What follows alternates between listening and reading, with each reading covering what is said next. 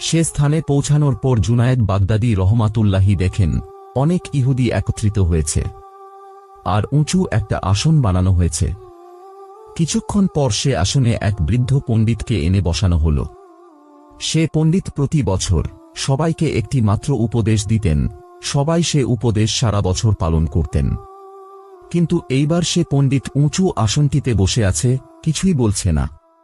তখন তার বক্তরা সবাই বলে উঠল, আপনি আমাদের যে উপদেশ দেন আমরা সারা বছর তা পালন করি, কিন্তু এবার আপনি কিছু বলছেন না কেন?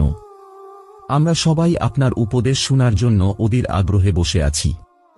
তখন সে পণ্ডিত বলে উঠে, এখানে এক মুসলমান ইহুদির বেশে তোমাদের সাথে উপস্থিত হয়েছে, তাই আমি কিছু বলতে পারছি না।